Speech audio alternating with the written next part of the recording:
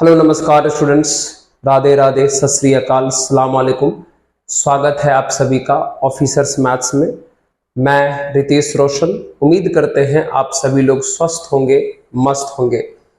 जैसा कि आप सभी मित्रों को पता है कि अभी 3D ज्योमेट्री कंप्लीट करवाया जा रहा है, जिसमें हम लोग बहुत सारा चीज पढ़ चुके हैं और प्लेन पढ़ रहे थे। पिछले वीडियो में हमने प्लेन यानी समतल का समीकरण यानी इक्वेशन निकालना सिखाया था। दो तरीका बताया था, पहला बताया था जनरल फॉर्म और दूसरा 1 पॉइंट फॉर्म। तो आज हम लोग बात करेंगे प्लेन के ही इक्वेशन पर, लेकिन अगले फॉर्म पर। पिछले वीडियो में हमने 2 फॉर्म पढ़ा दिया हुआ है, तो चलिए शुरू करते हैं आज नेक्स्ट फॉर्म, जिसका नाम है इंटरसेप्ट फॉर्म। इंटरसेप्ट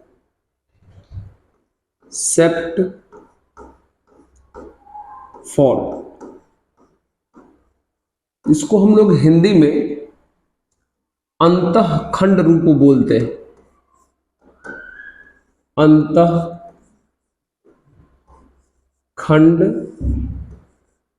रूप बोलते हैं, ठीक है। इंटरसेप्ट फॉर्म यानी अंतःखंड रूप कहा जाता है। क्या है ये समझिए। सबसे पहले तो आप इंटरसेप्ट का मतलब समझिएगा, सुनिएगा आराम से, है ना। मान लीजिए कि हम लोग को पता है कि यहां हम लोग 3 एक्सिस की बात करते हैं। ये मान लेते हैं एक्स एक्सिस है, ये वाई एक्सिस है और ये हमारा जेड एक्सिस है, और यहां पर हमारा ओरिजिन होता है। मान लीजिए कि एक प्लेन है जो कुछ इस प्रकार से पास कर रहा है। एक प्लेन है जो कुछ इस प्रकार से पास कर रहा है, ठीक है। एक प्लेन है जो कुछ इस प्रकार से पास कर रहा है, मतलब बना हुआ है। मतलब एक प्लेन है, ये जो ग्रीन कलर से हम बनाए हैं वो हमारा एक प्लेन यानी समतल है, जो मान लीजिए कि एक्स एक्सिस को ए पर कट किया, वाई एक्सिस को बी पर कट किया, जेड एक्सिस को सी पर कट किया। अब अच्छे से समझिएगा, बहुत ही आराम से मित्र। यह जो प्लेन है समतल जो ग्रीन कलर का है, वो ओरिजिन से एक्स एक्सिस को जहां कट किया वो ये वाला डिस्टेंस है, जिसका नाम OA है। और आपको पता है इसी OA को कहा जाता है लेंथ ऑफ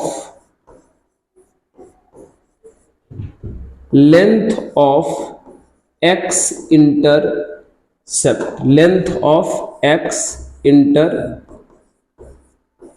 कहा जाता है इस OA को, length of x intercept. Origin से y एक्सिस को जहां पे काटा, ओरिजिन से y एक्सिस को जहां पर काटा यानी OB, उसको कहा जाता है लेंथ ऑफ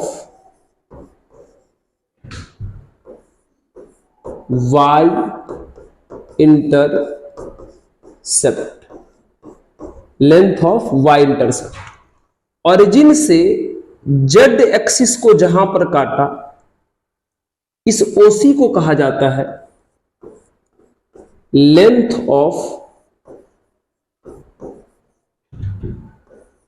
जेड इंटरसेप्ट, ठीक है।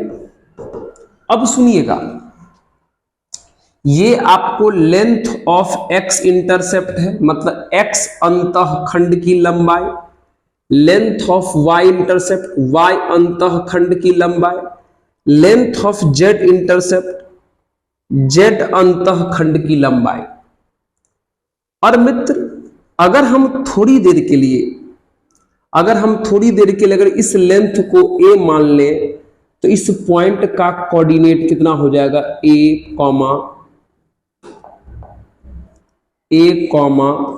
0,0। अगर हम इसे b मान लें, इस पॉइंट का कोऑर्डिनेट हो जाएगा 0,b,0।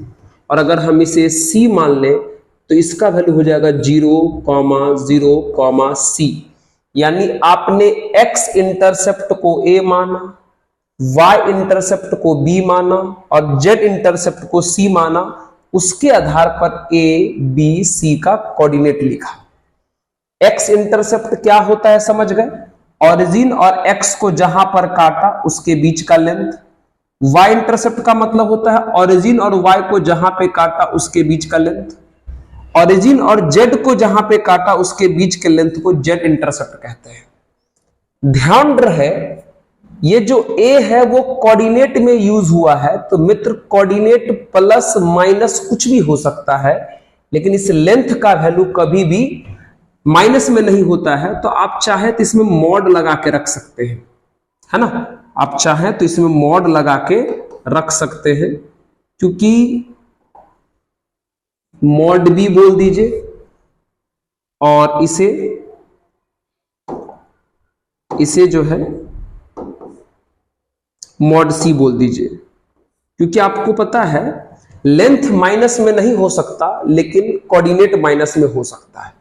मतलब अगर आपसे पूछे कोई कि बताओ x इंटरसेप्ट क्या है, तो सीधा बोलोगे a। अब बोलेगा x इंटरसेप्ट का लेंथ क्या है, तो बोलेगा मॉड a। x इंटरसेप्ट क्या है a, x इंटरसेप्ट का लेंथ क्या है मॉड a। y इंटरसेप्ट कौन है b, y इंटरसेप्ट का लेंथ कौन है मॉड b। z इंटरसेप्ट कौन है c, और z इंटरसेप्ट का लेंथ कौन है मॉड c। यानी x इंटरसेप्ट a है, y इंटरसेप्ट b है, z इंटरसेप्ट c है, तब जाके इक्वेशन ऑफ प्लेन, समतल का समीकरण होता है प्यारे x by a plus y by b plus z by c बराबर 1। एक बार फिर से हम आपको समझा दें, ये जो आप a b c देख रहे हो वो x इंटरसेप्ट, y इंटरसेप्ट और z इंटरसेप्ट है, जो प्लस माइनस कुछ भी हो सकता है। a b c जो देख रहे हो वो x इंटरसेप्ट है, मतलब x को कहां पे काटा। b जो है वो y इंटरसेप्ट है, मतलब y को कहां पे काटा। c जो है वो z इंटरसेप्ट है, मतलब z को कहां पे काटा। समझ में आया क्या? एक और बात गौर करने, मेरी बातें बहुत सारा हम बोलते हैं, मतलब ध्यान से सुनिएगा। एक बात और गौर से देखिए, x इंटरसेप्ट जब सोचेंगे तो सिर्फ x बचेगा, बाकी y और z क्या रहेगा 0। जब z इंटरसेप्ट सोचेंगे, सॉरी जब y इंटरसेप्ट सोचेंगे तो सिर्फ y रहेगा, x और z क्या रहेगा 0। जब z इंटरसेप्ट सोचेंगे तो सिर्फ z रहेगा, लेकिन x और y कितना रहेगा 0।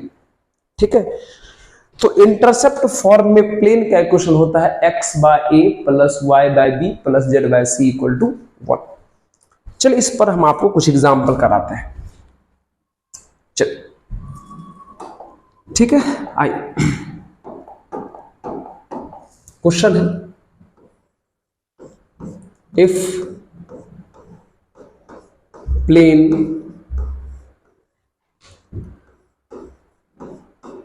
cuts the axis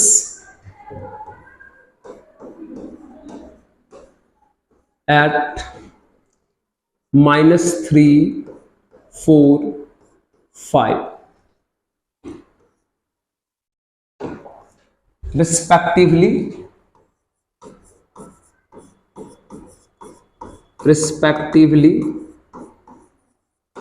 find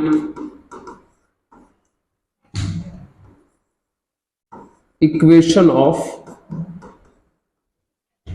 plane। अच्छे से सुनिएगा,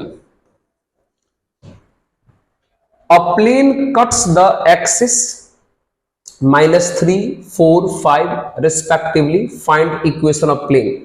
एक समतल है जो x अक्ष को -3 पर y अक्ष को 4 पर, z अक्ष को 5 पर कट कर रहा है, तब कह रहा है कि उस समतल का समीकरण ज्ञात करो। अगर हिंदी में अगर इसको बोलेंगे पूरी तरीके से तो कहेंगे यदि समतल क्रमशः अक्षों को -3, 4, 5 पर प्रतिच्छेद करती है तो समतल का समीकरण ज्ञात करें।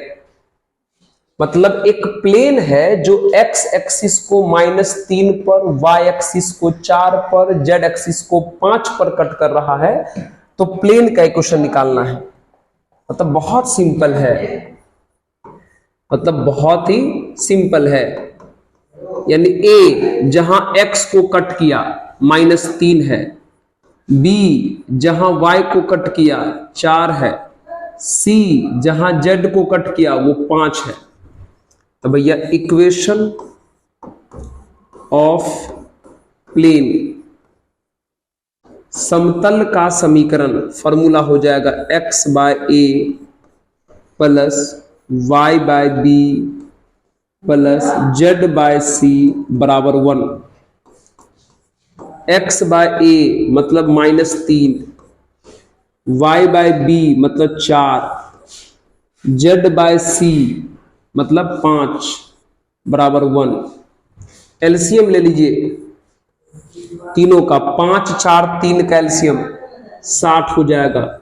20 तिया 60 माइनस 20x, 15 चौके 60, 15y, 12 पंचे 60, 12z इक्वल टू 1। समझ गए? 5, 4, 3 का एलसीएम ले लिए तो 20 तिया 60, 15 चौको 60, 12 पंचे 60। बस अब कुछ नहीं करिए, बाय क्रॉस मल्टीप्लाई कर दीजिए।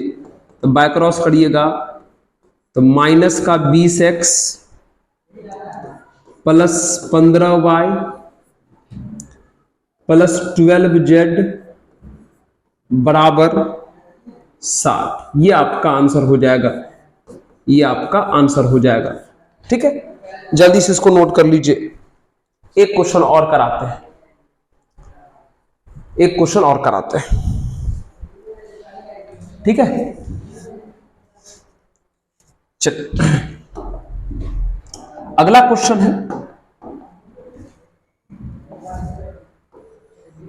फाइंड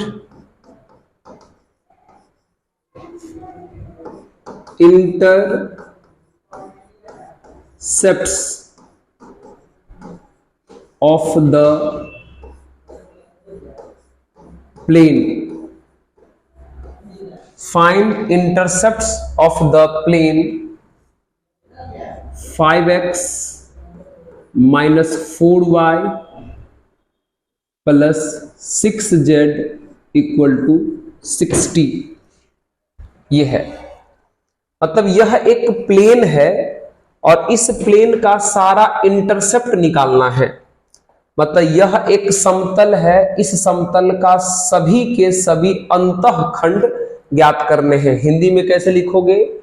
समतल 5x minus 4y plus 6z बराबर 60 का अंतःखंड ज्ञात करें।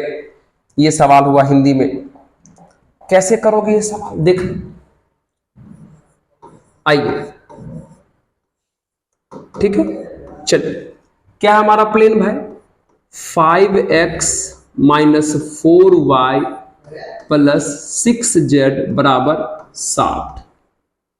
सबसे पहले अगर x निकालोगे तो x निकालने के लिए x को छोड़ के y और z इसमें 0 पुट करो x निकालने के लिए, तो 5x हो जाएगा, y के जगह पे 0, z के जगह पे 0 बराबर 60 हो जाएगा।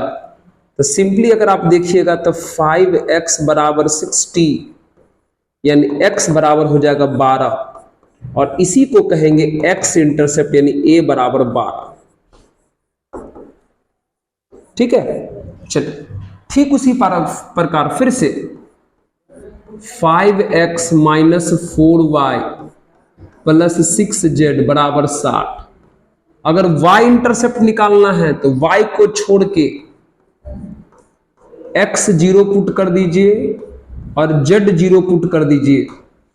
x 0 तो खत्म, माइनस का 4y, z 0 तो खत्म बराबर 60, यानी कितना बचा, माइनस का 4y बराबर 60। इसीलिए y बराबर आ जाएगा माइनस का 15, यानी b का जो मान है -15, यानी y इंटरसेप्ट का जो मान है वो -15 आ गया।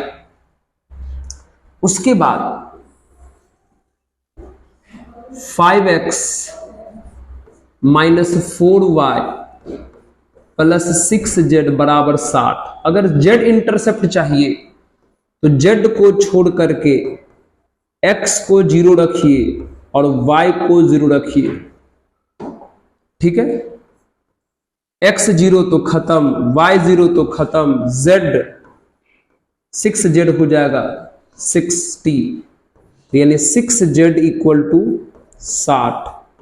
6 डिवाइड में जाएगा तो z का मान आ जाएगा 10, यानी z इंटरसेप्ट c का मान आ जाएगा 10, ठीक है। चल, ये दोनों बात आपको ख्याल रखना है, नोट कर लीजिएगा।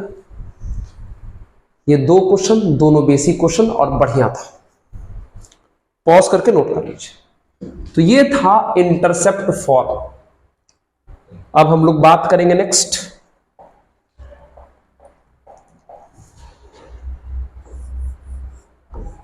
Equation of plane in normal form. Equation of plane in normal form ये क्या है? अभिलंब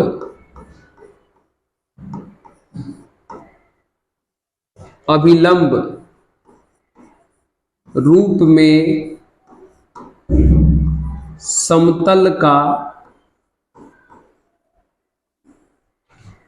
समीकरण। अभिलंब रूप में समतल का समीकरण। आइए, यहां भी बहुत सारी बातें बोलेंगे, ध्यान से सुनना है अच्छे से, ठीक है। चलिए आइए,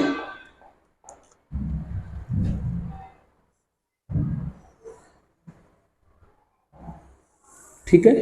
ये x एक्सिस है, ये y एक्सिस है और ये है आपका z एक्सिस, ये ओरिजिन है, ठीक है। चलिए, यहां पर एक प्लेन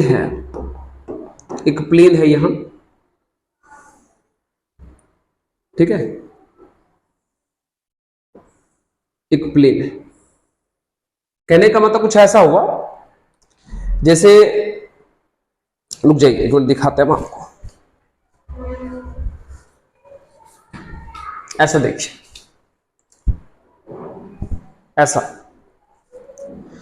जैसे मान लीजिए यहां पर ओरिजिन है, ये ओरिजिन है और ये हमारा प्लेन है। इस तरीके से प्लेन है और ये हमारा ओरिजिन है, यानी मूल बिंदु है। मतलब यहां ओरिजिन है और यहां पर प्लेन है। तो भैया ओरिजिन और प्लेन के बीच एक परपेंडिकुलर ड्रॉ किया गया, एक परपेंडिकुलर ड्रॉ किया गया। चलो इसका नाम हम P दे देते हैं। मतलब इस OP को जो बोलेंगे, OP को बोलेंगे length of perpendicular, length of perpendicular from origin to the plane. Hindi में लिखोगे OP बराबर समतल और मूल बिंदु के बीच लंबात्मक दूरी, समतल और मूल बिंदु के बीच लंबात्मक दूरी। तो थोड़ी देर के लिए आइए हम इस OP के लेंथ को कुछ भी मान लेते हैं, मान लीजिए PA मान लेते हैं। इस OP के लेंथ को थोड़ी देर के लिए हम क्या मान लिए, P, ठीक है। और अगली बात, और आपको पता है कि प्लेन पर हमेशा प्लेन पर हमेशा एक क्या होता है मित्र, नॉर्मल होता है। प्लेन पर हमेशा एक क्या होता है, नॉर्मल होता है। तो मान लीजिए यह एक नॉर्मल है, प्लेन पर हमेशा एक क्या होता है, नॉर्मल। ठीक है, चलिए, नॉर्मल यानी अभिलंब होता है। ठीक है, ध्यान से सुनो, जब भी किसी प्लेन का इक्वेशन, जब भी किसी प्लेन का इक्वेशन नॉर्मल फॉर्म में चाहिए तो एक चीज पता होना चाहिए, ओरिजिन और प्लेन के बीच का परपेंडिकुलर डिस्टेंस। ओरिजिन और प्लेन के बीच का परपेंडिकुलर डिस्टेंस, मूल बिंदु और समतल के बीच का लंबात्मक दूरी। और यह बात हम पहले ही बता चुके हैं कि जब भी प्लेन का चर्चा होगा उस पर अपने आप एक नॉर्मल यानी अभिलंब का चर्चा होगा। अब इसका इक्वेशन लिखिए, दो फॉर्म में लिखाता है। पहला लिखाएगा वेक्टर फॉर्म, पहला लिखाएगा वेक्टर फॉर्म। और ध्यान से सुनना, अच्छे से सुनना भैया, वेक्टर फॉर्म पहला क्या लिखाएगा, वेक्टर फॉर्म। वेक्टर फॉर्म में होता है r डॉट n कैप बराबर p, r dot n cap बराबर p। अब सबको पहचानिए इसमें कौन क्या है। r तो पता है, अननोन है, r के जगह पे कुछ नहीं रखना है। ये जो n कैप है वो नॉर्मल का यूनिट वेक्टर है। ये जो n कैप है वो नॉर्मल का यूनिट वेक्टर है, अभिलंब का मात्रक सदिश है। और ये जो p है वो ओरिजिन और प्लेन के बीच का लेंथ है, ओरिजिन और प्लेन के बीच का परपेंडिकुलर लेंथ है। समझ में आया क्या, समझ में आ गया। और इसका जो कार्टेशियन फॉर्म होता है, इसका जो कार्टेशियन फॉर्म होता है वो ये है, ध्यान से सुनना। इसका जो कार्टेशियन फॉर्म होता है वो ये, ठीक है, कार्टेशियन फॉर्म, कार्तीय रूप, कार्टेशियन फॉर्म। ये LX plus MY plus NZ बराबर P होता है। अब इसको भी समझिए, इसमें जो आप x, y, z का जो कोफिशिएंट देख रहे हैं L, M, N, ये नहीं देख रहे हैं, ये जो L, M, N है वो डायरेक्शन कोसाइन है किसका, नॉर्मल का। डायरेक्शन कोसाइन है किसका, नॉर्मल का। और ये P वही लेंथ है ओरिजिन और प्लेन के बीच का। प्लेन का इक्वेशन नॉर्मल फॉर्म में दो टाइप का होता है, एक वेक्टर फॉर्म, एक कार्टेशियन फॉर्म, एक सदिश रूप, एक कार्तीय रूप। वेक्टर फॉर्म में होता है r डॉट n कैप बराबर p। r अननोन है, जैसे का तैसे ही रहेगा। n कैप मतलब नॉर्मल वेक्टर का यूनिट वेक्टर है ये। p ओरिजिन और प्लेन के बीच का लेंथ है। कार्टेशियन फॉर्म में होता है Lx plus My plus Nz बराबर P। x का कोफिशिएंट, y का कोफिशिएंट, z का कोफिशिएंट डायरेक्शन कोसाइन होता है नॉर्मल का। समझ में आया कि नॉर्मल फॉर्म में प्लेन का इक्वेशन कैसा होता है और कौन क्या होता है, याद रखना पड़ेगा, कंफ्यूज मत करिएगा। ऐसा ही कुछ जनरल फॉर्म में भी होता है, लेकिन जनरल फॉर्म में थोड़ा हम बता दें, जनरल फॉर्म में बताया था यहां n कैप नहीं रहता है, वेक्टर n रहता है। और यहां L, M, N नहीं रहता है, मतलब डायरेक्शन कोसाइन नहीं रहता है, डायरेक्शन रेशियो रहता है। तो जनरल फॉर्म दिखता बिल्कुल ऐसा ही है, लेकिन उसमें डेटा कुछ और रहता है। यहां n कैप है मतलब नॉर्मल वेक्टर है, यहां डायरेक्शन कोसाइन है। समझ में आया क्या? यस सर, जल्दी से नोट कर लीजिए प्लीज। ठीक है, आइए तो चलिए एक क्वेश्चन बनाते हैं हम लोग इस पर भी। आइए क्वेश्चन बनाते हैं।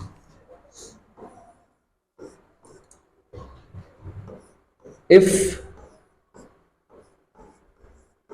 Perpendicular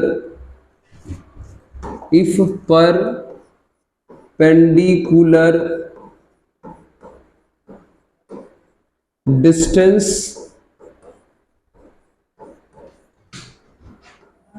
from origin to the plane is 10 units and normal vector to the plane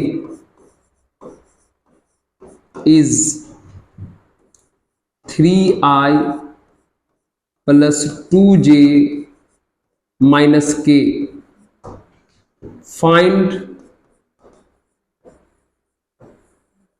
equation of plane. Find equation of plane. ठीक है, क्या कहा? अगर इसको हिंदी में पढ़ा जाए हिंदी वाले मित्रों के लिए तो क्या पढ़ेंगे?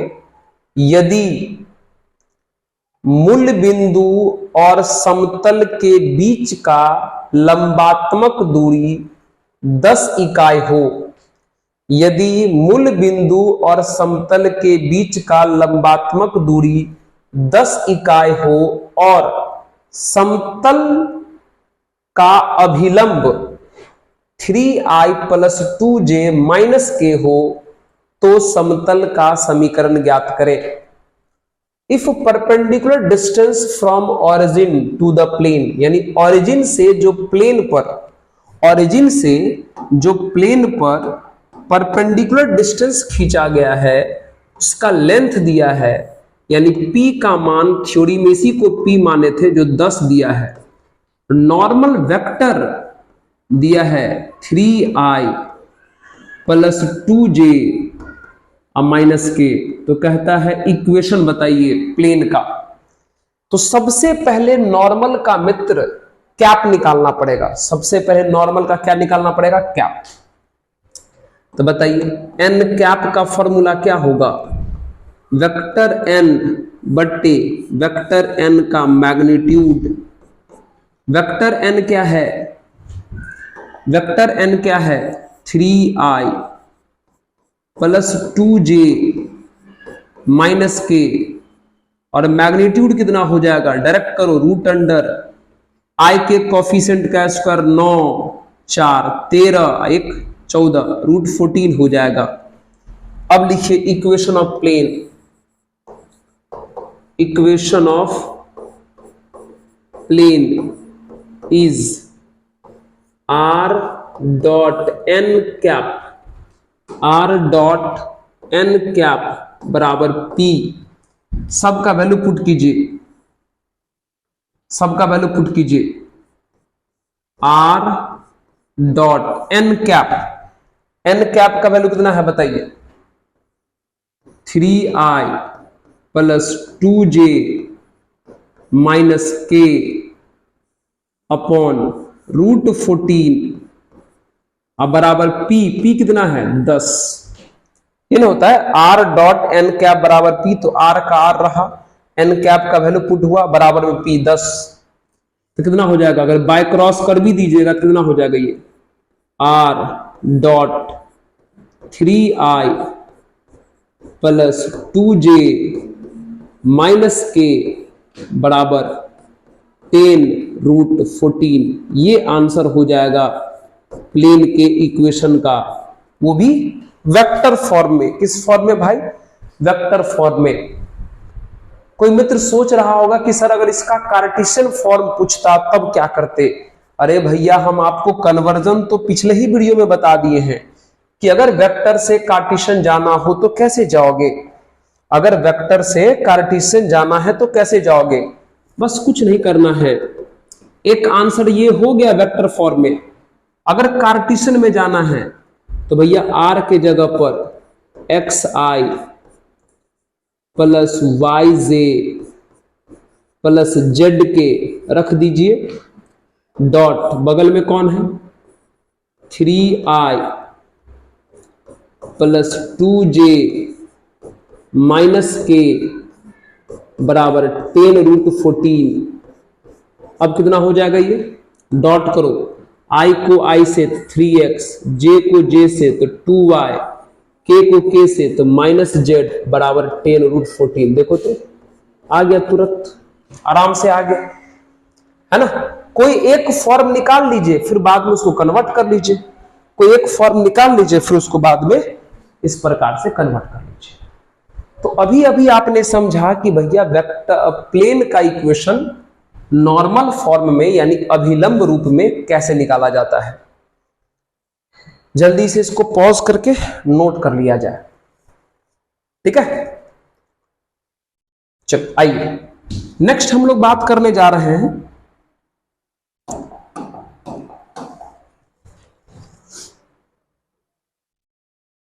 Equation of plane in 3 points for.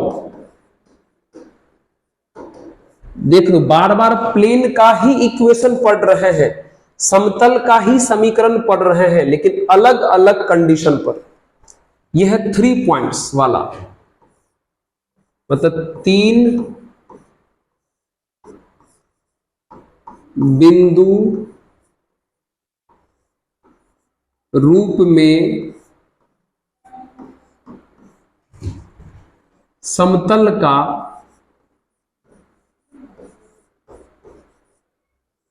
समीकरण। कहने का मतलब हुआ कि एक प्लेन रहेगा, उस पर 3 पॉइंट दिया रहेगा, और तब कहेगा कि उस प्लेन का इक्वेशन बताओ। तो कैसे निकालोगे, वही कहानी पढ़ने वाले हैं।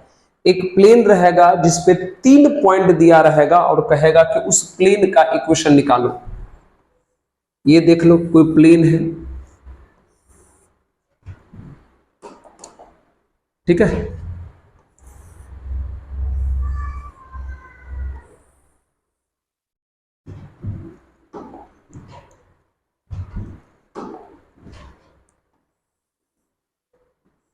चलो, यह एक प्लेन है, इस पर 3 पॉइंट दिया हुआ है, 3 पॉइंट।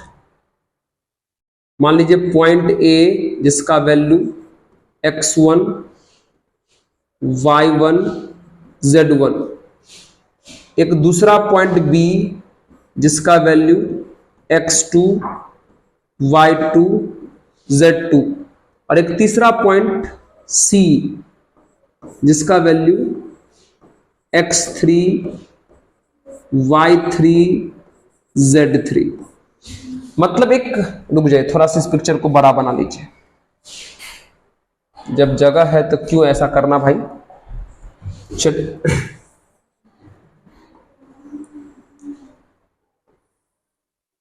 ठीक है। ये एक प्लेन है, इस पर 3 पॉइंट है। Point A x1, y1, z1, point B x2, y2, z2, और पॉइंट सी x3, y3, z3। मतलब एक प्लेन है जिस पर 3 पॉइंट दिया रहे, और तब कहा जाए कि इक्वेशन ऑफ प्लेन बताओ, इक्वेशन ऑफ प्लेन बताओ। तो भैया इक्वेशन ऑफ प्लेन यानी समतल का समीकरण बराबर फॉर्मूला होता है डिटर्मिनांट बराबर 0। क्या होता है, डिटर्मिनांट बराबर 0। अब सुनना कैसे लिखोगे। सबसे पहला कॉलम में लिखोगे x माइनस x1। ये x अननोन है और x1 तो आपको पता है पहला पॉइंट है। उसके बाद लिखोगे x2 माइनस x1, उसके बाद लिखोगे x3 माइनस x1। इसी आधार पे सब लिखोगे y minus y1, y2 minus y1, y3 minus y1, z minus z1, Z2 minus Z1, Z3 minus Z1, X1 Y1 Z1, X2 Y2 Z2, X3 Y3 Z3। वो तो point है plane का, लेकिन X Y Z unknown है, वैसे का वैसा ही रहेगा। समझ गए फॉर्मूला क्या होता है? X minus X1, X2 minus X1, X3 minus X1, Y minus Y1, Y2 minus Y1, Y3 minus Y1, Z minus Z1, Z2 minus Z1, Z3 minus Z1। ये होता है प्लेन का इक्वेशन जब प्लेन पर 3 points दिया हुआ है। चलिए इस पर भी हम आपको क्वेश्चन करा देते हैं। चलिए आइए, क्या है क्वेश्चन लिखते हैं। Find equation of plane. ठीक है, passes through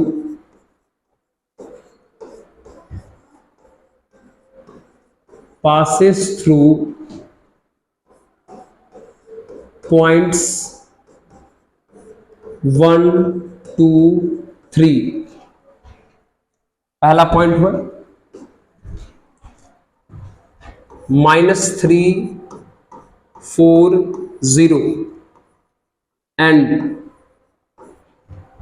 -1 -2 1। बिंदु हिंदी में कैसे लिखोगे? बिंदु 1 2 3 -3 4 0 और -1 -2 और 1 से गुजरने वाली समतल का समीकरण ज्ञात करें। ठीक है, तो भैया एक प्लेन है जो 3 पॉइंट से पास कर रहा है। ठीक है, आइए बना लेते हैं पिक्चर एक रफ। ये आपका प्लेन है, ये 3 पॉइंट से पास कर रहा है। चलिए पहला पॉइंट ए कौन है बताइए? 1 2 3।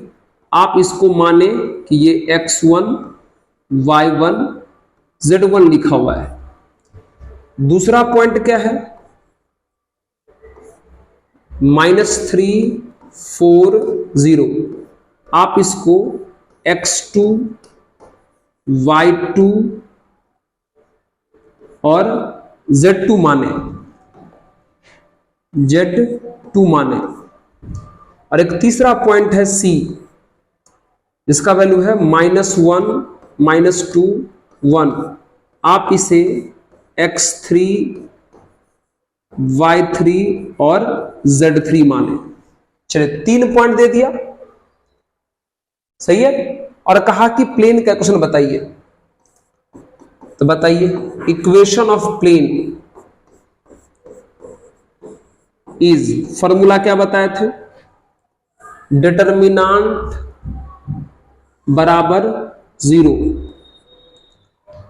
इसमें था x minus x1, x2 minus x1, x3 minus x1, y minus y1,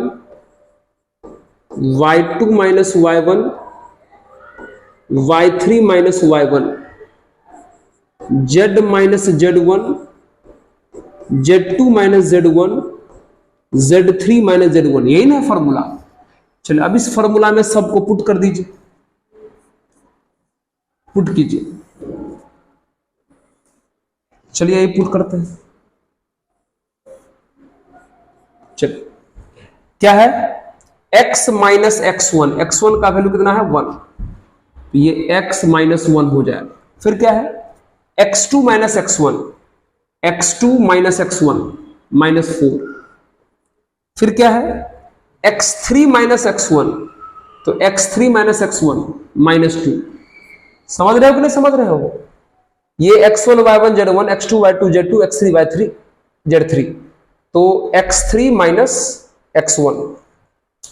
फिर क्या है? y minus y1, y minus y1, y1 कितना हमारा? 2। फिर है y2 माइनस y1, तो 2 हो जाएगा। फिर है y3 माइनस y1, तो -4 हो जाएगा। फिर है z माइनस z1, z1 कितना है? 3। फिर है Z2 माइनस Z1 जो -3 हो जाएगा, और फिर है Z3 माइनस Z1 जो -2 हो जाएगा। सही है, समझ रहे हो? x minus x1, x2 minus x1 रख दिए और x3 माइनस x1 रख दिए। सही है। फिर y minus y1, y2 minus y1 रख दिए, फिर y3 माइनस y1 रख दिए -4। सही है। z minus z1, z2 minus z1 रख दिए और z3 माइनस z1 रख दिए। सॉल्व कर लीजिए। ये प्लस माइनस प्लस कितना हो जाएगा? ये x माइनस 1, ये रो खत्म, ये कॉलम खत्म, तो ये -4 हो जाएगा, और फिर फॉर्मूला वाला माइनस, और ये हो जाएगा 12, फिर माइनस y माइनस 2 हो जाएगा। इसका इससे मल्टीप्लाई करेंगे तो फिर ये वाला रो खत्म, ये वाला कॉलम खत्म, तो ये हो जाएगा 8, फिर माइनस ये हो जाएगा 6। ठीक है। लास्ट में प्लस z माइनस 3, ये वाला रो खत्म, ये वाला कॉलम खत्म, तो ये हो जाएगा 16, फिर माइनस ये हो जाएगा -4, माइनस पहले से भी है तो +4 बराबर 0। -16 हो गया, अंदर गुना करो तो -16x अब +16 हो जाएगा। 8 में से 6 गया 2, और यहां पे लगा है माइनस, मतलब -2, -2 से गुना करो तो -2y अब +4 हो जाएगा। 16 4 20, 20 से गुना करो तो 20z अब -60 बराबर 0। कितना हो गया बताइए? ये हो जाएगा माइनस का 16x माइनस का 2y प्लस का 20z। अब 16 4 20, 20 में से 60 गया तो -40 बराबर 0। सब में 2 से करिए डिवाइड, तो ये आ जाएगा -8x माइनस का y प्लस का 10z माइनस का 20 बराबर 0। ये आंसर हो गया।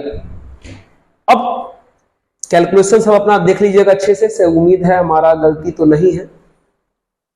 हम भी चेक ले, -2 + 4 हो गया, 20z -60 हो गया, ठीक है। -2y 20z, 16 4 20 में से 60 गया तो -40 सही है, 20 में से 60 गया तो -40 सही है, ठीक है, बहुत बढ़िया। अब कुछ स्टूडेंट कहेंगे कि सर इसका वेक्टर फॉर्म बताओ। अब तो कार्टेशियन में आंसर निकाल दिए, हम वेक्टर फॉर्म में क्या करेंगे? अरे भैया वेक्टर फॉर्म में कन्वर्ट करने आपको आता है कि नहीं? इसको पहले पॉज कर लीजिए, बता देते हैं। कर लिए? मतलब क्या आया है आंसर? जो आपका आया है वो -8x माइनस y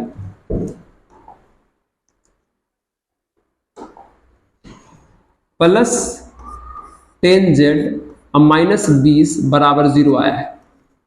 देख लीजिए, यही है क्या? -8 माइनस y प्लस 10 और -20। बहुत बढ़िया। एक काम करिए, -8x minus y plus 10z, इसको उधर भेज दीजिए तो 20 हो जाएगा। अब क्या कीजिए, 2 डब्बा बनाइए, बीच में डॉट डालिए, बराबर में 20 है। पहला डब्बा में हम आपको बोले थे xi plus yj plus z के रखिएगा, और दूसरा डब्बा में x का कोफिशिएंट -8i हो जाएगा, y का कोफिशिएंट -1j हो जाएगा, z का कोफिशिएंट 10k हो जाएगा। और उसके बाद कुछ नहीं करना है आपको, बस इसे मान लेना है r। तो r डॉट -8i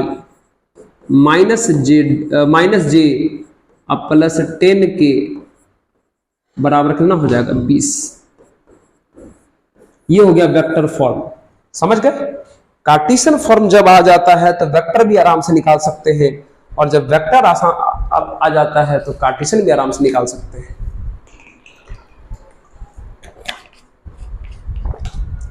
ठीक है, चलिए। तो अभी 3 फॉर्म पढ़ लिए, चलिए एक छोटा सा फॉर्म और है उसको भी पढ़ते हैं। ठीक है, चलिए।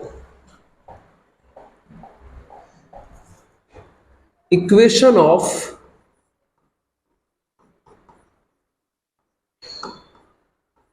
प्लेन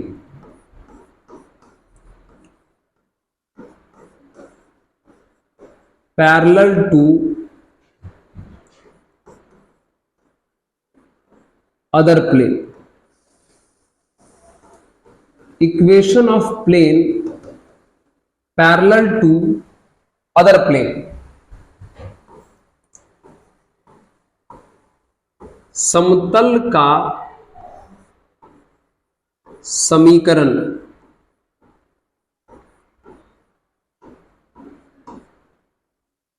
समतल का समीकरण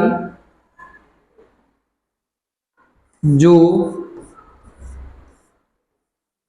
दूसरे समतल के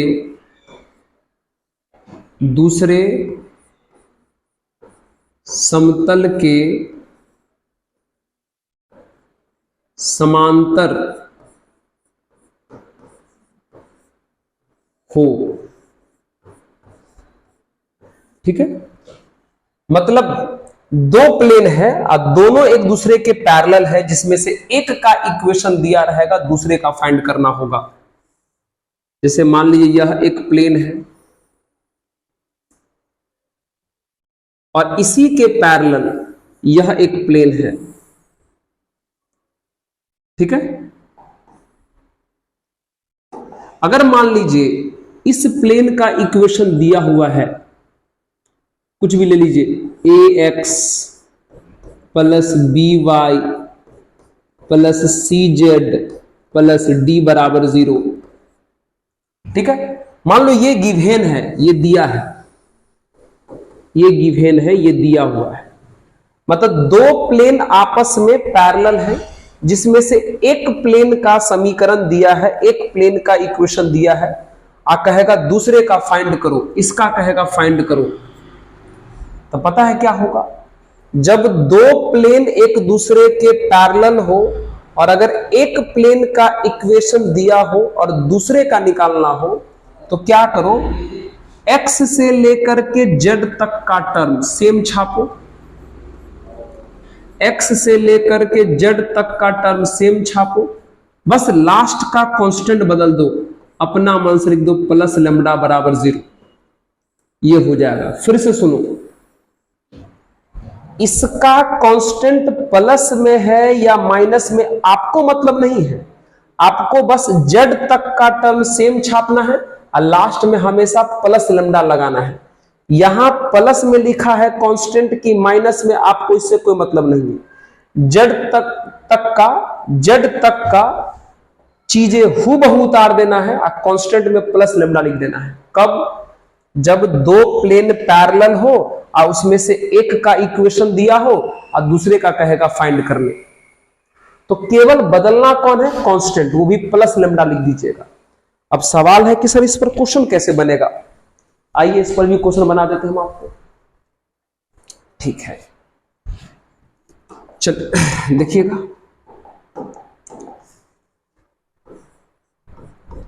find equation of plane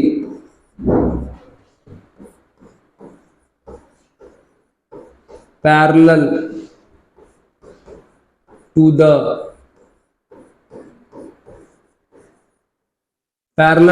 plane 3x plus 4y minus 6z minus 7 बराबर 0 and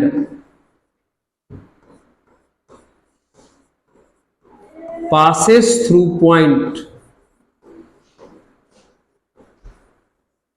and passes through the point 1 minus 1 1। Hindi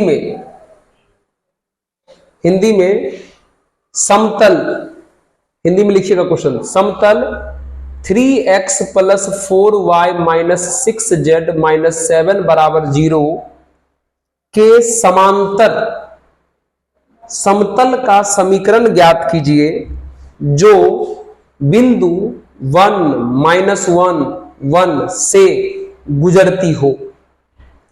मतलब कहने का यह हुआ, सुना जाए, कहने का यह मतलब हुआ कि दो प्लेन है आपस में पैरेलल है। एक प्लेन ये है मान लेते हैं और दूसरा प्लेन ये है, दोनों आपस में पैरेलल है। इसका इक्वेशन दिया हुआ है 3x, आप इसका भी मान सकते हैं, कोई दिक्कत नहीं है। 3x + 4y - 6z - 7 = 0।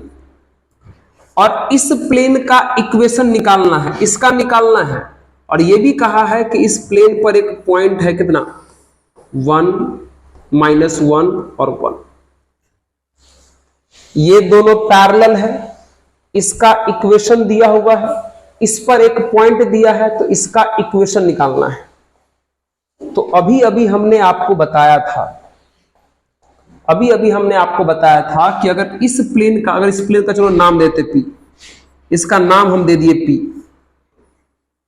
ठीक है।